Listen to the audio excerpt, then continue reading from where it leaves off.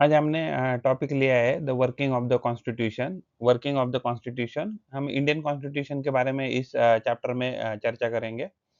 Chapter 1 है ये class 10 civics Maharashtra state board का। तो ये प्रियम्बल है कॉन्स्टिट्यूशन ऑफ इंडिया का। तो इसमें क्या देखा है प्रियम्बल में, we the people of India having solemnly resolved to constitute the India into a sovereign socialist, secular, democratic republic, and to secure to all its citizens justice in terms of social, economic, and political, liberty of thought, expression, and belief, faith and worship, equality of a status and of opportunity, and to promote among them all fraternity, assuring the dignity of the individual and the unity and integrity of the nation. In our Constituent Assembly, this 26th day of November 1949, do hereby adopt, enact and give to ourselves this Constitution। यानी कि ये क्या है, तो ये first page है, हम कह सकते हैं, या प्रियम्बल है ऑफ द कॉन्स्टिट्यूशन, कि जो हमें बहुत सारी राइट्स देता है। तो क्या क्या राइट्स है, हम एक एक करके इसमें पढ़ेंगे चैप्टर में। कॉन्स्टिट्यूशन ऑफ इंडिया क्या है? कॉन्स्टिट्यूशन जो ऑफ इंडिया जो है, वो कभी पावर में आया? तो पावर में आ गया या एनफोर्स हो गया 26 जनवरी 1950 में। तो जो भी गवर्नमेंट है वो वर्क कैसे करता है? तो एज़ पर द जो भी कॉन्स्टिट्यूशन में जो भी रूल्स रेगुलेशंस लिखे हैं, तो वैसे ही government has to work. Government can not work beyond the constitution. तो कॉन्स्टिट्यूशन के क्या ऑब्जेक्टिव थे कि इंडिया जो है, जब इंडिया इंडिपेंडेंट हो गया तो इंडिया को एक सेक्युलर कंट्री बनाना है, डेमोक्रेटिक कंट्री बनाना है एंड रिपब्लिक कंट्री बनाना है, रिपब्लिक गवर्नमेंट एस्टेब्लिश करना है।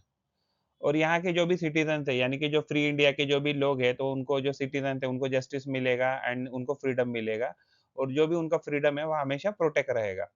क्योंकि ब्रिटिश पीरियड में क्या होता था, ब्रिटिश रूल में इंडिया इंडिया के जो लोग हैं, उनको सही से प्रॉपर्ली जस्टिस भी नहीं मिलता था, और उन्हें जो फ्रीडम है, वो प्रॉपर्ली मिलता भी नहीं था। तो और इंडिया जो है, तो उसको एक प्रोग्रेसिव सोसाइटी बनाना या उसको एक develop country banana, it and वो जो डेवलप कंट्री है, that should be based on the social justice and equality. यानी हर एक बंदे को सोशल जस्टिस भी मिलना चाहिए और इक्वालिटी मिलना चाहिए, because everybody should get a right to progress. तो डेमोक्रेसी क्या है? तो डेमोक्रेसी हम कैसे ला सकते हैं? तो पॉलिटिकल मैच्योरिटी से हम डेमोक्रेसी ला सकते हैं। तो डेमोक्रेसी लाने के लिए हमें क्या करना है? तो जो फॉर एग्ज़ाम्पल हमने किसी लोगों को चुन के दे दिया इलेक्शन में, तो वो सही से काम नहीं कर रहे। तो एग्ज़ैक्टली वो सही से काम कर रहे हैं, नहीं कर रहे हैं, अगर हमारे पास मौका क्या होता है कि अगर वो सही से काम नहीं कर रहे, तो जब नेक्स्ट इलेक्शन आएगा 5 इयर्स के बाद, तो हम उनको चुन के नहीं देंगे, so that we can expel them, और we can just oust their government after the 5 years. तो ये डेमोक्रेसी जो है, it is the essence to integrate the principles of democracy in actual practice. तो डेमोक्रेसी एग्ज़ैक्टली हमें अगर reality में implement करना है, तो हमें क्या करना पड़ेगा? जो पॉलिटिकल मैच्योरिटी है, तो हमें क्या करना है? उसको इम्प्लीमेंट करना पड़ेगा प्रॉपर्ली। तो इंडियन जो पीपल है, तो उनको हम डायरेक्टली चुन के देते हैं। जैसे हमारे जो एमपीज़ होते हैं लोकसभा में, तो हम डायरेक्टली चुन के देते हैं। इवन जो विधानसभा के भी जो लोग होते हैं, तो उनको हम क्या करते हैं? डायरेक्टली चुन के देते हैं। तो हम उनको पार्लियामेंट में भी चुन के देते हैं, as a MP, state legislature में एज़ अ एमएलए चुन के देते हैं, एंड इवन लोकल गवर्नमेंट है, जहाँ जिसको हम सरपंच कहते हैं या पार्षद कहते हैं। इवन हमारा जो नगर सेवक का पोज़ीशन होता है, जिसको हम कॉर्पोरेटर कहते हैं, तो वो पोज़ीशन भी हम क्या करते हैं? डायरेक्टली इलेक्ट करके देते हैं। तो conducting free election at a regular interval. तो जो भी अगर मान लो ये डेमोक्रेसी है, तो डेमोक्रेसी को हमको बचाए रखना है या उसको सही अच्छे से वर्किंग कंडीशन में रखना है, तो जो फ्री एंड फेयर इलेक्शन क्या हो है, वो कंटिन्यूअसली रेगुलर इंटरवल में होना चाहिए। यानी कि 5 इयर्स का जो भी टर्म है, इवन कुछ-कुछ केस में मान लीजिए जो भी अलग अलग टर्म है, तो अलग-अलग टर्म में वो इलेक्शन होने चाहिए, and that will show the India successful democracy. जितने ज़्यादा से ज़्यादा लोग पार्टिसिपेट करेंगे इलेक्शन प्रोसेस में, यानी वोटिंग करेंगे एंड वो सही से लोगों को चुन के देंगे, तो वैसे क्या हो जाएगा, वो डेमोक्रेसी जो है, वो सही से प्रॉपर्ली मैच्योर हो जाएगा और सही से काम करेगा। तो constitution of India democracy right to vote. तो राइट टू वोट क्या है कि ये जो प्रोविज़न है, तो पहले क्या होता था कि जो भी पहले के प्री इंडिपेंडेंस एरा, यानी ब्रिटिश रूल में क्या होता था, सारे लोगों को वोटिंग करने का राइट नहीं था। लेकिन जैसे हमें फ्रीडम मिला, तो हम इंडिपेंडेंट हो गए, तो हमने क्या दिया है? तो राइट टू वोट सारे लोगों को दे दिया। पहला क्या था कि ये जो एज था, वोटिंग एज, तो वो क्या था? वो ऑल मेन एंड वुमेन को आफ्टर इंडिपेंडेंस क्या किया, हमने जो 20 इयर्स एंड अबव जो है, उनको वोटिंग का राइट था। लेकिन हमने क्या किया, 61st कॉन्स्टिट्यूशनल अमेंडमेंट कर दिया, कॉन्स्टिट्यूशन में अमेंडमेंट कर दिया, और वो जो वोटिंग एज है, that has been reduced to 18 years. यानी कि जिसका भी एज 18 कंप्लीट है, वो मेल, फीमेल जो भी है या मेन वुमेन है, तो वो क्या हो जाएगा, they are eligible to vote.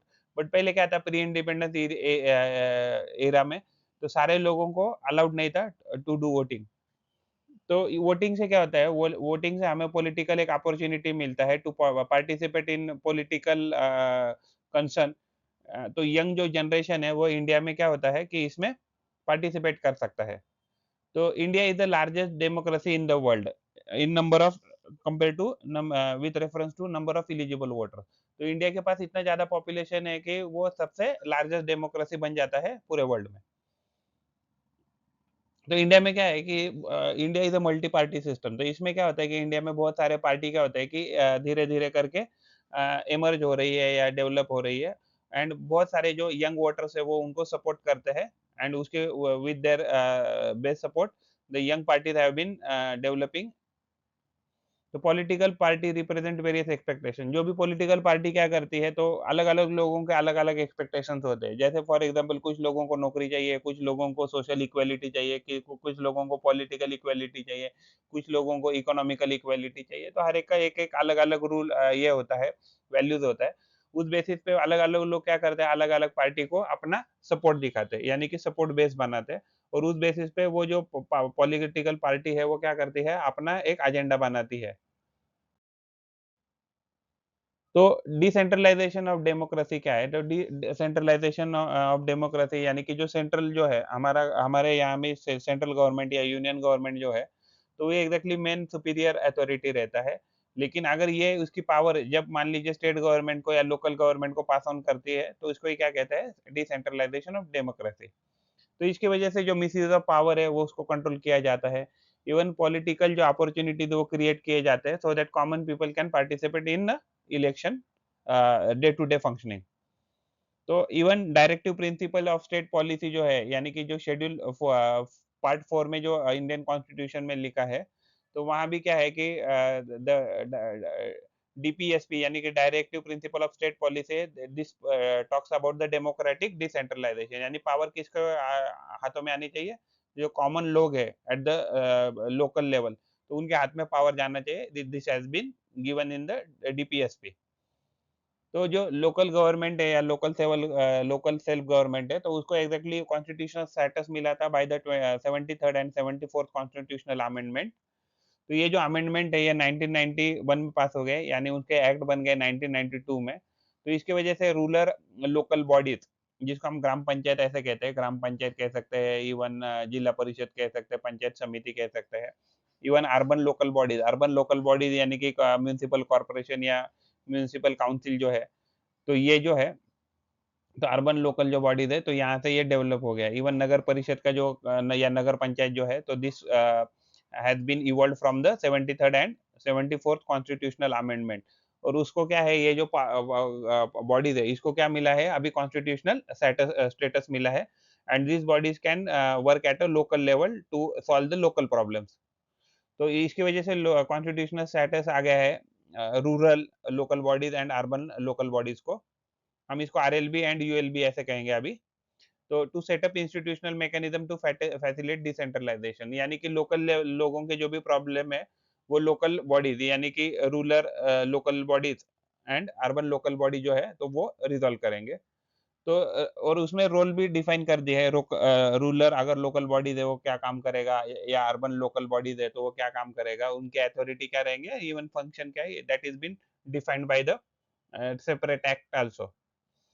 तो ये क्या होता है कि और जो कौन से पर्टिकुलर एरिया में लोकल बॉडीज रूल करेगा एंड कौन से पर्टिकुलर एरिया में अर्बन लोकल बॉडीज जो है वो रूल करेगा, that is also given in the act. The separate act has been enacted by the particular state. तो इसकी वजह से क्या होता है कि पब्लिक जो रिप्रेजेंटेशन है, ये जो है, तो ये इंश्योर किया जाता है। और इसमें जो कॉन्स्टिट्यूशनल प्रोविजन है, इसमें क्या है कि जो डिप्राइव्ड क्लासेस है, जैसे वुमेन है, शेड्यूल कास्ट के जो कुछ लोग हैं, या शेड्यूल ट्राइब्स के कुछ लोग हैं, तो उनके लिए कुछ सीट्स क्या है, गवर्नमेंट ने रिजर्व रखी है। इवन जो कुछ फिजिकली हैंडीकैप लोग हैं, उनके लिए भी क्या है, कुछ सीट्स रिजर्व करके रखी है। Ensure that RLB and ULB are not superseded. तो हमेशा ये कोशिश की जाती है बाय द सेंट्रल गवर्नमेंट की जो भी स्टेट गवर्नमेंट है, तो वो रूरल लोकल गवर्नमेंट हो या अर्बन लोकल गवर्नमेंट है, उनको ओवर पावर ना करे और उनको सही से ऑटोनॉमी या freedom they, so that they can easily do their job. तो डिसेंट्रलाइजेशन ऑफ डेमोक्रेसी में 73rd एंड 74 जो कॉन्स्टिट्यूशनल अमेंडमेंट है, जो 1992 में एक्ट पास हुआ था, उसमें कुछ जो सीट्स है रूरल लोकल बॉडीज में एंड अर्बन लोकल बॉडीज में, यानी कि हम इसको सेल्फ गवर्नमेंट लोकल बॉडीज कहेंगे। तो सेल्फ गवर्नमेंट लोकल बॉडीज में क्या किया है, वुमेन के लिए कुछ सीट्स है वो रिजर्व रखी है, यानी कि उस पोजीशन पे सिर्फ वुमेन ही कॉन्टेस्ट कर सकती है। और ये छोड़कर भी कुछ वीकर सेक्शन ऑफ सोसाइटी है, उनको भी रिजर्व की है, जैसे कुछ schedule caste and schedule tribe, even कुछ position also been allocated for the other backward caste also. तो स्टेट इलेक्शन जो कमीशन है, तो यानी कि जब ये एक्ट पास हो गया, तो उसमें स्टेट इलेक्शन कमीशन का फॉर्मेशन हुआ। और जो स्टेट इलेक्शन कमीशन है, ये इलेक्शन के कंट्रोल करेगा, जो भी लोकल बॉडीज का जो इलेक्शन है, उसको कंट्रोल करेगा। और इसके बाद 11th एंड 12th शेड्यूल भी ऐड किया कॉन्स्टिट्यूशन में। 11th शेड्यूल हमें रूरल लोकल बॉडीज के बारे में बताता है, एंड जो 12th शेड्यूल है हमें अर्बन लोकल बॉडीज के बारे में बताता है। तो उसके बाद जो है in right to information act लाया गया है इन 2005 में। तो जो राइट टू इंफॉर्मेशन एक्ट है, तो वो क्या करता है, तो हमें जो कॉमन सिटीजन है या कॉमन मैन है, तो उसको एम्पावर करता है। तो बहुत इंपॉर्टेंट है for the essential condition of democracy. तो डेमोक्रेसी सही से चल रही है या नहीं चल रही है, तो उसको जान के लेने का, ये कॉमन जो आदमी है या कॉमन जो पर्सन है, कॉमन सिटीजन है, तो he is having a right to know whether the government is doing the job as per the requirement. तो इसकी वजह से क्या होता है ना, एक अपॉर्च्युनिटी क्रिएट हो जाता है और जो सिटीजन है वो पार्टिसिपेट करने लगते हैं और इंटरैक्ट करने लगते हैं गवर्नमेंट से। और इसकी वजह से क्या होता है, इंक्रीज कम्युनिकेशन हो जाता है between the government and the common man. और इसकी वजह से जो जो डेमोक्रेसी है वो स्ट्रेंथन हो जाती है। एंड जो उसके जो कॉमन लोग है एंड गवर्नमेंट, उनमें क्या होता है कि एक रिलेशनशिप जो है वो बिल्टअप हो जाता है। और सिटीजन जो है, तो सिटीजन को एक्चुअली राइट टू नो, यानी कि सिटी कॉन्स्टिट्यूशन है, तो कॉन्स्टिट्यूशन ने एक अधिकार दिया है, मूलभूत अधिकार या फंडामेंटल राइट हम कह सकते हैं कि फंडामेंटल राइट दिया है, राइट टू नो, कि जो उनका जो गवर्नमेंट है, जो लोकल गवर्नमेंट है, भले वो स्टेट गवर्नमेंट हो, लोकल गवर्नमेंट हो, स्टेट गवर्नमेंट या सेंट्रल गवर्नमेंट है, वो प्रॉपर्ली काम कर रहा है क्या नहीं कर रहा है एज पर द रिक्वायरमेंट। तो जो कॉमन मैन है, common man can understand this. Government of India gives right to citizen to ask the government. तो इसमें क्या है कि जो कॉमन मैन है, तो कॉमन मैन क्या है, local government, state government and even central government को अपना पूछ सकता है कि whether they are, how they are performing and are they performing up to the mark और नॉट। राइट टू इंफॉर्मेशन जो एक्ट है, जो पास हुआ था 2005 में, तो इसको हम आरटीआई एक्ट ऐसा ही कहते हैं। तो इसकी वजह से क्या होता है कि जो सिटीज़न है वो एम्पावर है अभी। और उससे क्या होता है कि it is very important for the true democracy. तो ये यानी कि अगर कोई भी कॉमन मैन है, अगर कॉमन मैन को अगर अधिकार है कि गवर्नमेंट क्या काम कर रहा है या गवर्नमेंट ऑफिसर कैसे काम कर रहा है, तो अगर ये वो जान ले, तो उससे क्या हो जाएगा कि जो डेमोक्रेसी है उसका ट्रू जो पर्पज़ है वो सॉल्व हो जाएगा। तो जो आरटीआई है, तो आरटीआई की वजह से क्या हो जाएगा, जो सिटीजन का जो पार्टिसिपेशन है and interaction with the government है, वो डेवलप हो जाएगा। और इसकी वजह से जो डेमोक्रेसी है, तो वो उसका स्पिरिट जो है वो स्ट्रेंथन हो जाएगा। एंड जो उसमें उसमें क्या हो जाएगा, गवर्नमेंट एंड कॉमन मैन में क्या हो जाएगा, एक रिलेशनशिप बिल्टअप हो जाएगा गवर्नमेंट एंड सिटीजन के बीच में। और एक रिलेशनशिप ऑफ ट्रस्ट जो है वो बिल्डअप हो जाएगा। एंड जो जो एवरी जो सिटीजन है, उसको डेमोक्रेसी में क्या है, he is having a right to know about the functioning of the government, यानी गवर्नमेंट सही से काम कर रहा है कि नहीं कर रहा है। तो गवर्नमेंट ऑफ इंडिया, यानी कि सेंट्रल जो गवर्नमेंट है, उन्होंने क्या किया है, तो ये आरटीआई एक्ट लाया है, right to information act. And इस अंडर दिस एक्ट क्या है कि the every citizen is having a right to ask to the government about if is having some any objection about the government working condition या working style. तो इसके इसके वजह से क्या होता है कि ट्रांसपेरेंसी एंड अकाउंटेबिलिटी जो है, तो वो क्या हो जाता है, एक डेवलप हो जाता है। And these are the transparency and accountability are the hallmark of any good governance. तो इसकी वजह से क्या हो गया कि जो एलिमेंट ऑफ सीक्रेसी जो होता था पहले एक ज़माने में गवर्नमेंट यानी कि बहुत सारे क्या होता है ना गवर्नमेंट ऑफिसर डिक्लेयर नहीं करते थे कि एग्ज़ैक्टली क्या कर रहा है वो। तो उसकी वजह से जो कॉमन मैन है वो कभी समझ नहीं पाता था कि एग्ज़ैक्टली कैसे चल रहा है यानी उसका जो भी काम है या काम करने का जो प्रोसेस है। तो वो जो एलिमेंट ऑफ सीक्रेसी है तो राइट ऑफ इन्फॉर्मेशन एक्ट से क्या हो गया है, अभी बहुत ज़्यादा कम हो गया है। तो यानी कि ये जो लास्ट अगर हम कुछ डिकेड की बात करें तो इसमें बहुत सारे जो डेवलपमेंट है तो ये this decade has been considered as the right of a citizen यानी कि बहुत सारे ऐसे कानून बनाए गए, ऐसे लॉज़ बनाए गए, ऐसे पॉलिसीज़ बनाए गए, जो सिटिज़न को बहुत सारे क्या मिलते हैं, तो राइट्स देते हैं। जैसे फॉर एग्ज़ाम्पल अगर 2000 के बाद अगर हम देखें तो right to information act, right to education act, right to food and security act, ऐसे बहुत सारे एक्ट क्या हो गए, इम्प्लीमेंट किए गए। तो ये जो कॉन्स्टिट्यूशन ऑफ इंडिया है, ये ऑल्सो एन्श्योर करता है कि जो हमारा सोसाइटी है, उसमें सोशल जस्टिस हो एंड इक्वालिटी हो। यानी हर एक बंदा जो सोसाइटी में रहता है या हमारे सोसाइटी का हिस्सा है, तो उसके पास सोशल जस्टिस हो और इक्वालिटी हो। तो these are the very important objective of our constitution क्योंकि ये प्रिएम्बल में भी लिखा है to provide the social justice and equality to everyone. तो इसकी वजह से क्या होता है कि जो हाँ, ये जो सोशल इनजस्टिस की जो भी कंडीशन है, ये रिमूव हो जाती है और जो गवर्नमेंट है, सेंट्रल गवर्नमेंट है, भले वो स्टेट गवर्नमेंट और लोकल गवर्नमेंट है, वो हमेशा कोशिश करता रहता है to bring the social justice justice and equality to everyone. तो इसकी वजह से क्या होता है, equality of dignity of all individual हो जाता है, यानी हर एक बंदे को उतना ही रिस्पेक्ट मिलता है, यानी कि रिच को भी उतना ही इम्पोर्टेंस मिलेगा गवर्नमेंट काम में, जितना एक पुअर को मिलना चाहिए। तो इसकी वजह से बहुत सारे जो डिस्क्रिमिनेशन है, ये भी गवर्नमेंट ने इसको डिस्क्रिमिनेट को खत्म करने के लिए बहुत सारे act, policies, laws, rule, bylaws ये बहुत सारे चीज़ें इम्प्लीमेंट की है। तो पहले क्या होता था ना, पहले के ज़माने में सोशल स्टेटस की वजह से यानी कि किसी की कोई अपर कास्ट है या किसी का कोई लोअर कास्ट है, तो उनमें क्या होता था ना सोशली डिस्क्रिमिनेशन किया जाता है। जैसे superior, inferior on the basis of caste, religion, language, gender, place of birth, race, property. तो ये क्या है बहुत सारे एग्ज़ैक्टली उनमें क्या होता था कि डिस्क्रिमिनेशन किया जाता है। तो अभी क्या है ये discrimination this has been avoided by the act only and this has been done by the with the help of constitution. तो ये क्या होता है कि इसकी वजह से सोशल जस्टिस में हमें इक्वली अपॉर्च्युनिटी मिलता है टू हमें खुद को डेवलप करने के लिए and we will be having the equal rights as compared to others to prosper and grow. तो इसकी वजह से ये एस्टेब्लिश करने के लिए सोशल जस्टिस एंड इक्वालिटी लाने के लिए हमने क्या किया है हमने इसकी वजह से सारे जो सोसाइटी है सेक्शन के सोसाइटी के सारे सेक्शन के जो लोग हैं, तो इसको हम कहाँ ला सकते हैं तो मेन स्ट्रीम में ला सकते हैं यानी कि जिसको हम इंक्लूसिव डेमोक्रेसी कहते हैं। यानी कि सोसाइटी का अगर हमारी मान लीजिए सोसाइटी का हर एक बंदा अगर डेवलप्ड हो, एजुकेटेड हो, तो इससे क्या हो जाएगा, तो सोसाइटी क्या हो जाएगा, at the end of the day हमेशा डेवलप ही करेगा। तो democracy helps in reducing social conflict यानी कि डेमोक्रेसी बहुत मदद करता है अगर सोशल कॉन्फ्लिक्ट है यानी कि कोई डिस्क्रिमिनेशन है सोसाइटी में तो इसको रिमूव करने के लिए डेमोक्रेसी हमेशा मदद करता है। तो policy of reservation of seat तो यानी कि सोशल जस्टिस एंड इक्वालिटी को इम्प्लीमेंट करने के लिए क्या किया है, तो बहुत जगह पे क्या किया है, रिजर्वेशन ऑफ सीट किया है गवर्नमेंट ने। जैसे for example deprived classes of society है, जैसे वुमेन है, इवन एजुकेशन में एंड एम्प्लॉयमेंट में women, schedule caste, schedule tribe, इन लोगों को इवन फिजिकली हैंडीकैप्ड लोग जो है, तो उनको क्या किया है कि कुछ सीट्स क्या है रिजर्व कर दी है।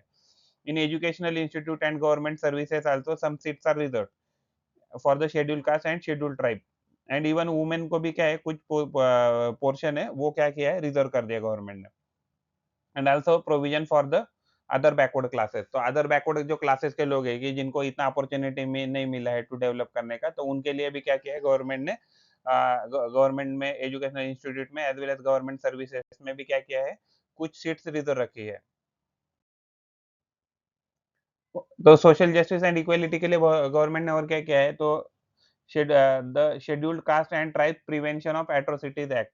तो पहले के ज़माने में क्या होता था कि ये जो लोग हैं, शेड्यूल्ड कास्ट के लोग हैं या शेड्यूल्ड ट्राइब के लोग हैं, उन पे क्या होता था कि बहुत ज़्यादा एग्ज़ैक्टली इनजस्टिस होता था, उनके साथ बहुत ज़्यादा डिस्क्रिमिनेशन किया जाता था।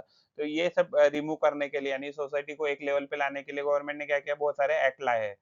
तो यानी कि ये जो एक्ट लाया है, तो ये this act is very important for establishing social justice and equality in all people.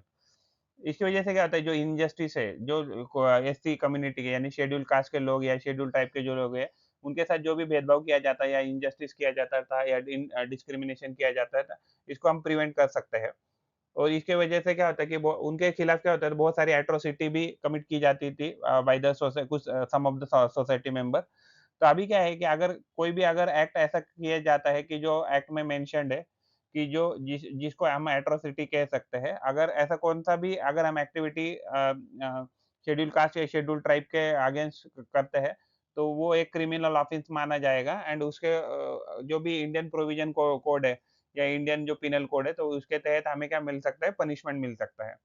तो प्रोविजन फॉर माइनॉरिटी, तो इंडिया में क्या है, बहुत सारे ऐसे सोसाइटीज है या सेक्शन ऑफ ग्रुप है कि जो माइनॉरिटीज में है। तो उन माइनॉरिटीज का भी एग्जैक्टली जो राइट है वो प्रिजर्व करना चाहिए या उनको अपहोल्ड करना चाहिए। उसके लिए भी गवर्नमेंट ने क्या किया है, बहुत सारे एक्ट इम्प्लीमेंट किए हैं। तो जैसे फॉर एग्जांपल उनके राइट प्रोटेक्ट करने के लिए गवर्नमेंट ने बहुत सारे प्रोविजन किए हैं to protect the rights of the minorities. तो जो माइनॉरिटीज है उनको एग्जैक्टली सही से जस्टिस मिले, इसलिए क्या किया है, बहुत सारे गवर्नमेंट इंस्टीट्यूट में एंड इवन गवर्नमेंट सर्विसेज में क्या किया है, उनको क्या किया है, एम्प्लॉयमेंट में कुछ सीट्स क्या है, रिजर्व रखी है। तो इसकी वजह से क्या होता है कि अगर कोई भी बंदा अगर डिस्क्रिमिनेशन कर रहा है on the basis of caste, religion, race, language, region, तो ये वो कोई भी बंदा हो या बंदी हो, तो उसको क्या हो जाएगा, तो he will be punish under the Indian laws. तो इसकी वजह से क्या होता है कि जो फंडामेंटली जो भी हमें राइट्स मिले हैं, right to equality, freedom, right against exploitation and right to preserve our cultural and educational जो राइट्स है, that can be easily upheld. And वो हम क्या कर सकते हैं, जो कॉन्स्टिट्यूशन में जो भी लिखा है या जिन्होंने भी कॉन्स्टिट्यूशन बनाया, तो they were having some purpose in their mind to make the society at a equal level.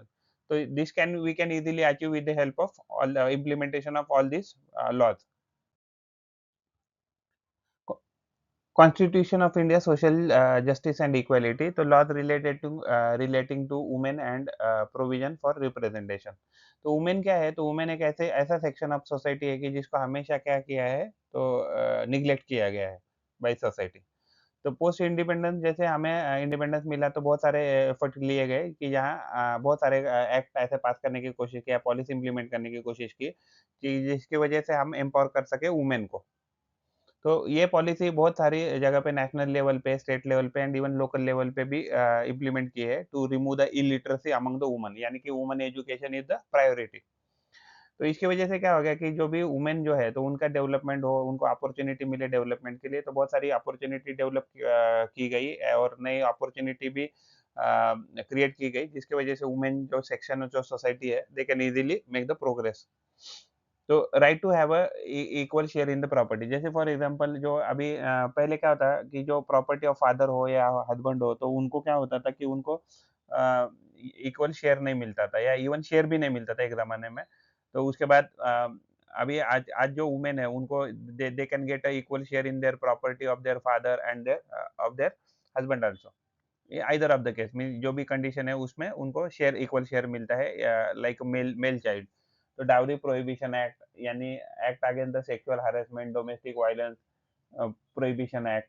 तो ये ऐसे बहुत सारे एक्ट इम्प्लीमेंट किए गए गवर्नमेंट के द्वारा, सो दैट क्या होता है कि जो भी डिस्क्रिमिनेशन होता था वुमेन का, तो वो आसानी से प्रोटेक्ट कर सके या उसको प्रोहिबिट कर सके। तो इसकी वजह से क्या हो जाएगा, ये जो सोसाइटी है इसमें एक फेवरेबल एनवायरनमेंट क्रिएट हो जाएगा, जिसमें वुमेन जो है वो फ्रीली मूव कर सकती है, उनको they can enjoy the freedom and उनको भी लगे कि they will also start feeling कि they are also developing along with others. तो अगर हम 73rd एंड 74 अमेंडमेंट की बात करें, तो वो यहाँ सेंट्रल गवर्नमेंट ने क्या किया है, तो 33% जो सीट है, यानी कि लोकल जो बॉडीज है, लोकल बॉडीज है, तो लोकल बॉडीज में 33 सीट क्या है, वुमेन के लिए रिजर्व कर दी है, even rural level also and even urban level also. तो बहुत सारी स्टेट जो है, तो उन्होंने जो रिजर्वेशन है रादर देन वो डायरेक्ट इंक्रीज किया है अप टू 50%, इंक्लूडिंग महाराष्ट्र। तो महाराष्ट्र जैसे ऐसे बहुत सारे स्टेट है कि जिन्होंने जो वुमेन रिप्रेजेंटेशन है एट लोकल सेल्फ गवर्नमेंट, तो वो रिजर्वेशन 50% रखा है।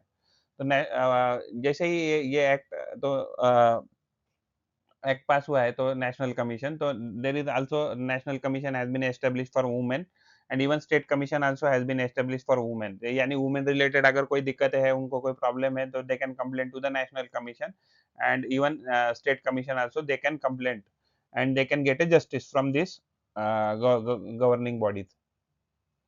तो अभी क्या है कि बहुत सारे जो वुमेन होती थी, उनको क्या है एक ज़माने में बहुत डोमेस्टिक वायलेंस सहन करना पड़ता था। तो बट अभी ऐसा नहीं है, तो अभी क्या है कि अभी एक्ट ही आ गया है।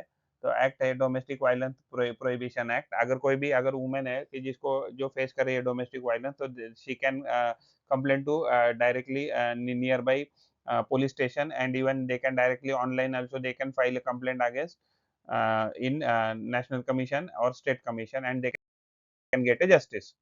तो जो जुडिशरी है, तो जुडिशरी ने भी बहुत सारा काम किया है to preserve the essence of the constitution. तो क्या-क्या काम किया है, तो उसका मेजर काम था जुडिशरी का to strengthen the democracy. And जो जुडिशरी है उसने हमेशा मदद किया है कि जो भी ऑब्जेक्टिव हमने लिखे हैं कॉन्स्टिट्यूशन में, जैसे सोशल जस्टिस हो या इक्वालिटी हो, या कुछ प्रोविजन में मान लो इंटरप्रेटिंग, अगर कुछ कॉन्स्टिट्यूशन की जो अगर कुछ प्रोविजन जो है, अगर वो हमें अच्छे से हम इंटरप्रेट नहीं कर पा रहे, तो इस केस में भी क्या किया है, judiciary has very widely describe that particular provision, so that जो मेजोरिटी ऑफ द सोसाइटी जो है, तो उसको बेनिफिट मिले। ऐसे जुडिशरी ने इंटरप्रेट करने की कोशिश की है कॉन्स्टिट्यूशनल प्रोविजन को। तो जो पॉलिसी हम एडॉप्ट करते हैं नेशनल लेवल या लोकल लेवल, तो इसमें भी बहुत सारी स्कीम इम्प्लीमेंट की गई है, जिससे हम इलिटरेसी अमंग वुमेन जो है, तो उसको हम रिमूव कर सकते हैं। तो basic framework of the constitution क्या है हमारे इंडिया का? तो इंडियन कॉन्स्टिट्यूशन क्या है, तो ये बहुत डायनामिक है and it is a living document. यानी कि जैसे-जैसे सोसाइटी का नीड बदलता रहेगा, वैसे-वैसे हम वैसे as per the society need हम क्या कर सकते हैं, तो चेंजेस कर सकते हैं इंडियन कॉन्स्टिट्यूशन में। तो constitution can change as per the changing need of the society. तो पार्लियामेंट ये इसको अगर चेंज करना है, तो इसका राइट किसको दिया है, तो गवर्नमेंट को दिया है। तो parliament is having the power to amend the constitution, यानी other than parliament no one in the country can change the Constitution of India. यानी central government only is having the authority to change the constitution. अगर हम judiciary की बात करें, तो judiciary has the specified limitation, यानी कि जब भी हम चेंज करते हैं कॉन्स्टिट्यूशन को या अमेंड करते हैं, तो पार्लियामेंट के पावर को उन्होंने स्पेसिफाई किया। क्या स्पेसिफाई किया है? तो जो basic structure of the constitution है, that should not be that can not be alter by the parliament. जो बेसिक स्ट्रक्चर जो है इसका कॉन्स्टिट्यूशन का, that also that always has to be maintain. तो बेसिक स्ट्रक्चर क्या है हमारे कॉन्स्टिट्यूशन का? जो इंडिया जो है एक रिपब्लिक स्टेट है, डेमोक्रेटिक स्टेट है, फेडरल स्टेट है, सोवेरियन स्टेट है, सेक्युलर स्टेट है। और जो सेक्युलर स्ट्रक्चर है हमारा, और unity and integration of the nation है। हम सारे क्या होता है, सारे स्टेट एक साथ रहते हैं, and supremacy of the constitution. यानी कि जब भी हमें कुछ भी डिस्प्यूट लगेगा, तो we can go back and we can just see the provision of the Indian constitution. जिन्होंने कॉन्स्टिट्यूशन बनाया, so they were having something in their mind to make India in a particular direction। तो वो क्या है, तो उसको interpret करने का काम जुडिशरी ने आज तक किया है। तो रोल ऑफ जुडिशरी क्या है, तो सिग्निफिकेंट जुडी तो जो रोल ऑफ जुडिशरी है, तो जुडिशरी ने बहुत सारे ऐसे जुडिशियल डिसीजन दिए हैं कि जहाँ भी कुछ कन्फ्यूजन था या कॉन्फ्लिक्ट था in the interpretation of any laws, statute, act और कॉन्स्टिट्यूशनल प्रोविजन, तो judiciary has step in and they have described in well suitable way. तो फंडामेंटल जो राइट है इंडियन सिटीजन के, तो उसको प्रोटेक्ट करने का काम हमेशा इंडियन जुडिशरी ने किया है। तो बहुत सारे उन्होंने डिसीजन दिए, जैसे right of children, protection of the children, protection and honour and dignity of women, even children, then even old age people, then individual freedom, tribal empowerment. ऐसे बहुत सारे इंपॉर्टेंट डिसीजन है जो गवर्नमेंट ने दिए है, सो दैट जो हमारा कॉन्स्टिट्यूशन है, it has become a living document and it has serve the purpose of the society. This process made the political process in India more mature. यानी कि जैसे-जैसे अगर हम जैसे हमारी ज़रूरत के अनुसार अगर कॉन्स्टिट्यूशन को चेंज करते हैं, तो वैसे क्या हो जाएगा, तो society will get benefit out of this. और क्या है, पूरा पर्पज़ जो कंट्री चलाने का रहता है, टू प्रोग्रेस द सोसाइटी। तो बेस्ट गवर्निंग प्रैक्टिसेस क्या है, कि जो भी हमारी गवर्नमेंट हो अकाउंटेबल होनी चाहिए और रिस्पॉन्सिबल होनी चाहिए, और इफेक्टिव एंड एफिशिएंट गवर्नमेंट होना चाहिए, so that every person of the society should get benefit from the government and there policies. तो ट्रांसपेरेंसी होना चाहिए इन वर्किंग गवर्नमेंट, यानी कि उसमें करप्शन नहीं होना चाहिए, उसमें फास्ट प्रोसेस होना चाहिए, and every poorest of the poorest, यानी last section of the society जो है, तो ही और she should get benefit out of the government policies. Just and all inclusive development, यानी हर एक बंदे को इक्वल जस्टिस मिलना चाहिए और इक्वल राइट मिलना चाहिए। People participation in the governing and decision making process, यानी कि क्या है कि जितना लोगों का पार्टिसिपेशन ज़्यादा रहेगा in governing and decision making process, उतना वो गवर्नमेंट क्या रहेगा, बेटर एंड बेटर रहेगा।